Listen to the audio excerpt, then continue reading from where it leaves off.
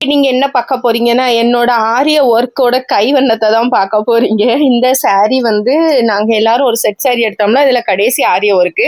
இத நான் போட்டிருக்கேன். பாருங்க எப்படி இருக்குன்னு சொல்லுங்க. இந்த சாரியோட பிரைஸே ரொம்ப கம்மி தான். ரொம்ப குறைஞ்ச விலைக்கு தான் எடுத்தோம். அதனால ரொம்ப கிராண்டாலாம் போட வேண்டாம். சிம்பிளா போடலாம் அப்படின்னு சொல்லிட்டு சிம்பிளா போட்டிருக்கேன். நல்லா இருக்கான்னு சொல்லுங்க. எப்படி போட்டிருக்கேன்னு சொல்லுங்க. இதுதான் நம்மளோட ஆரிய கைவண்ணம். நம்ம ஆரிய ஒர்க்கு வந்து சும்மா எப்பமாவது பண்றதுதான். ஆனா இந்த தடவை எனக்கு இது ரொம்ப பிடிச்ச மாதிரி இருந்துச்சு. பார்த்துட்டு சொல்லுங்க. இது வந்து ஒரு 5 வருஷத்துக்கு முன்னாடி நான் போட்ட ஆரிய ஒர்க்கு. இது எனக்குள்ள பிளவுஸ் தான். ஏதோ ஒரு கல்யாணத்துக்கு நான் இந்த ஆரிய ஒர்க்க போட்டேன். 5 வருஷத்துக்கு பிறகும் இந்த ஆரிய ஒர்க் எப்படி இருக்கு பாருங்க. நம்மளே மெட்டீரியல் வாங்கி நம்மளே போட்டோம்னா இது இப்படிதான் இருக்கும். பிளஸ் அப்படி கிடையாதுக்கு நான் இதை வேற எங்கேயும் யூஸ் பண்ணது கிடையாது அப்படின்ட்டு. இதை நான் நிறைய பிளவுஸுக்கு நிறைய சாரீஸ்க்கு நான் மேட்சப் பண்ணி இதே மாதிரி இந்த பிளவுஸை வந்து எந்த சாரீலாம் எனக்கு பிங்க் கலர் காம்பினேஷன்ல போகுமோ எல்லாத்துக்கும் இதை கட்டியிருக்கேன். இப்போ நீங்க சொல்லுங்க எப்படி நான் ஆரி ஒர்க் போட்டிருக்கேன். இவ்வளவுதான் இன்னைக்கு. தேங்க்யூ.